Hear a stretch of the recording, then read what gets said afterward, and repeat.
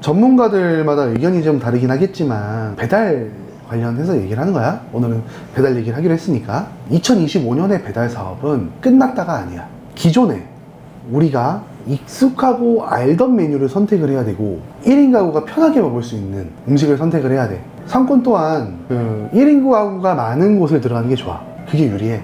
익숙한 아이템. 배달 또한 내가 브랜딩을 잘해서, 그 브랜딩이 정말 중요해. 브랜딩을 잘해서 오픈을 할 것. 자, 안녕하세요. 장사하는 박진감 있게 박진감입니다. 불미스러운 일이 나름대로 잘 해결이 되어 가고 있고요. 그동안 상황이 좀 상황이다 보니까 제가 제 설명을 너무 못 해드린 것 같아서 제가 오늘은 어떤 일을 하고 있고 어떤 사업을 진행을 하고 있는지 설명하는 시간을 PD님이랑 밥이나 먹으면서 해보면 어떨까 싶어요. 안 PD, 주문 한번 해볼까?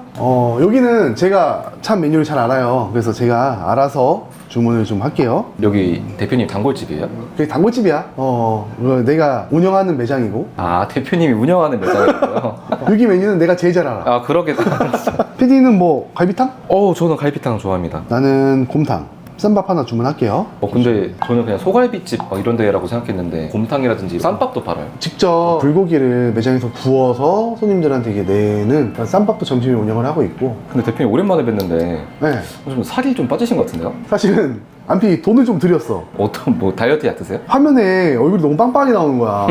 그래서 요즘에 일론 머스크가 맡고 계시는 위고비 주사 있지, 그거를 내가 한번 맞아봤어. 아, 그거는 주사처럼 맞는 거예요? 그 바늘이 이만해. 네. 수지침 있지. 네. 그 정도인데 한 달에 한 50만 원에서 70만 원 정도 하는 것 같아. 오히려 다이어트 약보다 싸. 근데 그거 한 대 딱 맞으니까 얼굴이 반쪽이 됐어. 그리고 뭔가 젊었을 때 생기를 다시 되찾는 느낌이랄까? 추천합니다. 괜찮아요. 네. 부작용도 없어요. 몸이 좀 있으신 분들, 네. 그런 분들이 진단을 받아서 처방을 받아서. 네. 보시는 분들이 오해하실 것 같은데 광고 아니죠? 광고 아닙니다. 네.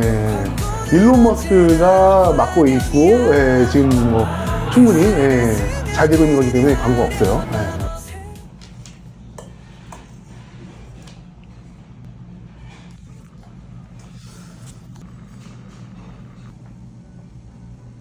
자, 메뉴가 다 나왔네. 비주얼 너무 좋은데요? 요즘에는 고깃집들이 너무 과포화 상태다 보니까 점심 메뉴를 신경 쓰지 않으면 버틸 수가 없어. 그래서 이게 약간 특선 메뉴처럼 쌈밥이랑 뭐 탕까지 이렇게 파는 거예요? 그렇지. 저녁 매출은 뭐 당연히 잘 나와야 되는 게 맞고, 점심에도 저녁 매출의 한 30% 정도는 나와줘야 매장이 안정적으로 돌아간다 라고 나는 판단을 하는 거지. 반응은 좀 어때요? 괜찮지. 이 곰탕도 그렇고 갈비탕도 그렇고 우리가 공장에서 제조를 직접 하고 있어. 이런 불고기도 직접 다 하고 있고. 이거는 내가 광고하는 게 아니라 요즘에는 경기가 너무 안 좋잖아. 그래서 무조건 푸짐해하고 고기가 많아야 돼. 경기가 좋을 땐 양이 요만큼 나오고 비주얼이 좋으면 사람들이 그걸 먹으러 가. 근데 경기가 안 좋을 땐 이렇게 딱 뜨면 고기가 엄청 많아야 돼. 이거는 지금 보시는 분들도 자영업을 하시는 분이라면 꼭 명심을 하시고, 경기가 안 좋을 땐 뭐 이런 푸짐한 거, 어떻게 보면 좀 매콤한 거, 자극적이고 그리고 먹힌다 라고 아시면 좋을 것 같아요. 소스도 되게 맛있는데 여기 다 만드시는 거예요, 직접? 그럼 나 그래도 자영업 20년 차입니다. 이것도 일반적으로는 그냥 후라이팬에 막 볶는단 말이야. 근데 우리는 직접 불맛을 입혀. 아예 직화로 구워서 아마 괜찮을 거야. 이거 직화로 구우신다고요? 사실은 우리 공장에서 네. 거의 다 익혀와. 아, 공장에서 직화로 해썹 인증 받는 게 좀 힘들긴 하지만 공장에서 거의 다 익혀오면 우리는 받아서 여기서 마지막 작업 불에서 우리는 이것도 그렇지만 쌈밥 히트를 쳐가지고 할머니 맛집, 할머니들이 진짜 많이 와. 아, 진짜요? 그분들은 구워 먹는 걸 좀 불편하다 보니까. 네. 얼마예요? 1인에? 15,000원. 셀프파이 보면 쌈야채가 엄청 많다 보니까 무한리필이에요? 점심에는 많이 남기는 것보다 우리 가게를 홍보한다. 그리고 평수가 너무 크다 보니까 임대료, 네. 또 관리비를 점심 매출로 그냥 커버한다. 이 정도 느낌인 거지 뭐. 대표님, 근데 요 매장 근처에 가게들이 다 이제 뭐 공실도 많고 임대 문의가 많이 붙어 있네요. 그냥 여기 자체가 상권이 안 좋기도 하지만 기존에 배달 매장들이 엄청 많았어. 근데 어느 순간에 하나씩 폐업을 하더니 다 공실이야. 지금 2025년 경기가 심상치 않은 것 같긴 해. 배달 매장 운영하시는 자영업자분들이 힘들다는 얘기를 정말 많이 하시는데, 안 PD 알지? 나도 코로나 때 배달 프랜차이즈 본사 입장에서 운영을 해봤었잖아. 나름대로 혁신이라고 했어. 난 고기가 전문이다 보니까 구워져서 손님상에 가는 돼지갈비. 요즘은 많은데 그 당시에는 또 이제 그런 게 많이 없었으니까. 그치. 사람들이 돼지갈비를 먹고는 싶지만 사실 집 밖으로 못 나오다 보니까 나름대로 혁신이었어. 뭐 임대료 한 50만 원에서 1억까지도 팔아봤고, 가맹점들도 한 3,500, 4천만 원은 평균적으로 매출 찍었으니까 어느 순간에 배달 매장들 좀 많이 힘들어지고 좀 상황이 좀 이상하게 변해가더라고. 사람들이 그 집 밖으로 나오기 시작한 시점부터 뭔가 코로나 이전의 배달 시장으로 다시 돌아가는 느낌이랄까? 이런 거지. 숯불 돼지갈비는 익숙한 아이템은 아니었어. 근데 뭐 치킨이라든지 우리가 아는 피자, 족발 같은 거는 매출을 어느 정도 유지를 하고 있지만 좀 특별한 아이템들, 그런 매장들은 매출 반토막이 나기 시작하는 거야. 사람들이 보복 심리로 나와서 그런 것들을 막 사 먹고, 오늘 귀찮아 그러면은 집에서 그냥 치킨 시켜 먹고 피자 시켜 먹는 거지. 그거를 나는 본사 입장에서 겪었고, 많은 자영업자분들의 마음을 너무 잘 이해하고 있지. 그 뉴스 같은 데 보면 한동안 교촌이라든지 BBQ라든지 가격 인상으로 엄청나게 욕을 먹었던. 맞아요. 치킨 이제 무슨 거의 3만 원 시대. 그치. 네. 근데 나락갈 줄 알았던 그 브랜드들이 지금 오히려 매출이 오르고 있는 데가 되게 많아. 내가 알고 있는 교촌 뭐 이런 BBQ 점주들이 오히려 더 만족해하고 있어. 왠지 알아?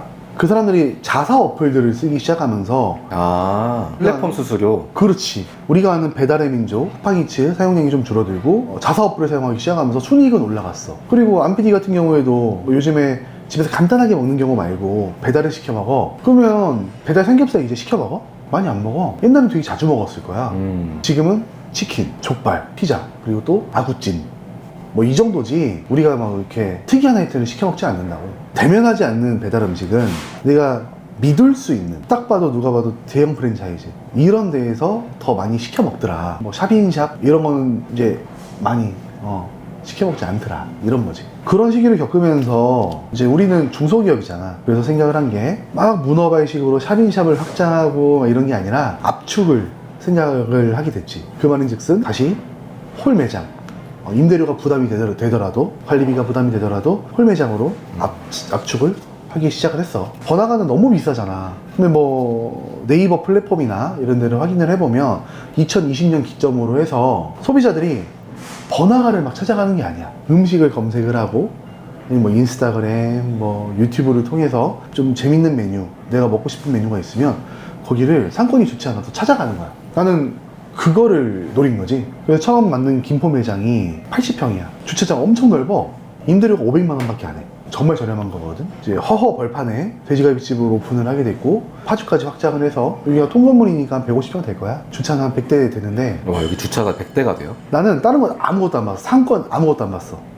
오로지 주차. 그 위치가 안 좋아도 차 끌고 오니까. 그렇지. 내가 요즘에 컨설팅을 다니고 누군가를 만나서 설명을 해줄 때 1번으로 말하는 게 뭔지 알아? 브랜딩. 내 매장이 브랜딩이 돼 있고, 소규모 매장도 대규모 매장도 똑같아. 브랜딩이 돼 있으면 사람들은 찾아와. 그 브랜딩이 제일 중요해. 이 매장의 브랜딩은 쾌적함. 주차도 그렇고 매장도 그렇고 그 쾌적함을 무기로 오픈을 하게 됐고, 뭐 옆에 다 배달 매장들밖에 없는데 히트를 치게 됐지. 만약에 그때 홀 매장으로 전환하지 않고 계속 배달 매장 하셨으면 어땠을 것 같아요? 진짜 많이 힘들었을 것 같아. 그때 우리가 우리만의 공장을 돌리려고 준비를 했었고, 여러 가지 준비를 많이 했는데, 그런 것들을 투자하고 문어발식으로 확장을 했다면 나는 아마 이 자리에 없었을 거야. 전문가들마다 의견이 좀 다르긴 하겠지만 배달 관련해서 얘기를 하는 거야. 오늘은 배달 얘기를 하기로 했으니까. 2025년의 배달 사업은 끝났다가 아니야. 기존에 우리가 익숙하고 알던 메뉴를 선택을 해야 되고, 1인 가구가 편하게 먹을 수 있는 음식을 선택을 해야 돼. 상권 또한 그 1인 가구가 많은 곳을 들어가는 게 좋아. 그게 유리해. 익숙한 아이템. 배달 또한 내가 브랜딩을 잘해서, 그 브랜딩이 정말 중요해. 브랜딩을 잘해서 오픈을 할 것. 그럼 익숙한 메뉴라고 하면은 치킨, 피자, 족발 뭐 이런 거 말씀하시는 거예요? 그렇지. 내가 이번에 그 배달의 메카라고 불리는 신림동에 치킨 개인 매장을 도와드리는 게 하나 있어. 거기 개인 매장이에요, 거기는? 프랜차이즈 아니고? 그 컨셉을 어떻게 잡아드리냐면 1인 가구에 맞게 닭은 7호 닭, 8호 닭 잘 모르지? 7호나 8호 닭은 옛날 통닭 생각하면 돼. 되게 조그만 거. 그치. 네. 그런 정도의 사이즈를 가지고 한 7,900원, 8,900원 이 정도의 금액에 책정을 했어. 완전히 레트로. 우리가 그 알고 있는 양념치킨 박스 뭔지 알아? 옛날에. 네. 머릿속에 딱 알죠, 떠오르는 알죠. 그거랑 치킨무는 봉투, 그걸로 해가지고 저렴한 포장 용기로 좀 레트로한 느낌으로 1인 가구를 이렇게 저격하듯이 타겟해서 들어가. 근데 여기는 좀 특이한 게 있어. 배달 어플을 최대한 사용을 안 해. 보통은 이제 옛날에 방식으로 한다면 10회를 먹으면 치킨 한 마리를 무료로 배달을 해줬다, 이런 게 있잖아. 쿠폰 같은 거. 그렇지. 네. 근데 우리는 7번이나 8번을 먹었을 때 치킨 한 마리를 무료로 줘. 대신 카카오 채널을 개설을 해가지고 카카오톡으로 주문을 해주거나 매장으로 전화 주문을 해야만 해. 그래서 배달비 포함해서 10,000원이 되지 않아. 어플 쓰지 않고 그냥 직접 주문하면요? 그렇지. 어플은 사용은 할 거야. 어플은 대신 판매가가 좀 많이 다르겠지. 점주님도 남아야 되니까. 근데 전화 주문을 했을 시에는 배달 수수료가 없잖아. 그러니까 그렇게 저렴하게 뭐 배달까지 해서 10,000원 이하에 팔아도 점주분이 많이 남는다 라고 나랑 얘기를 한 상태야. 내가 배달 어플을 시키는 거, 배달의 민족이나 쿠팡이츠를 시키는 이유는 편해서야. 근데 그 편한 거 이상으로 내가 뭔가의 서비스를 손님한테 준다면 손님들은 그걸 알아줄 거라고 생각을 하는 거고, 또 하나, 카카오 채널을 개설을 했잖아. 내가 주소 어디 해가지고 그 치킨 한 마리 보내주세요, 전화번호까지 적으면 더 편한 거지 오히려.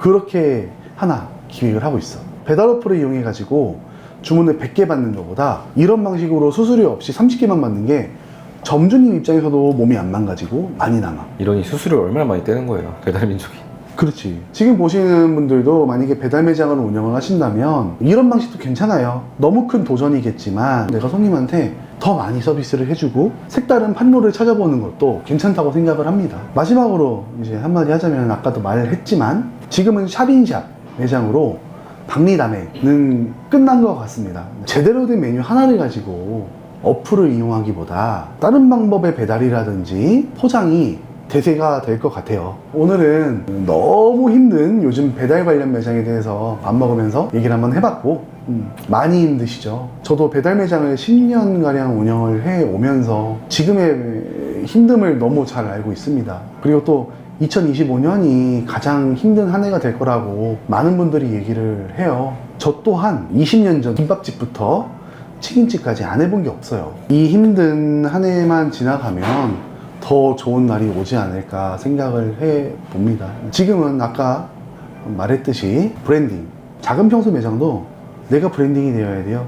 브랜딩을 하기 가장 좋은 방법은 점주님 자체가 브랜드가 되는 거예요. 그런 방법을 많이 연구해 보시고, 언제든 도움이 필요하시거나 어렵다라고 하시면 저희로 연락 주세요. 최대한으로 도움 드릴 수 있도록 노력을 해 보겠습니다. 다음 영상에서는 더 새롭고 재밌는 이야기로 찾아뵙도록 할게요.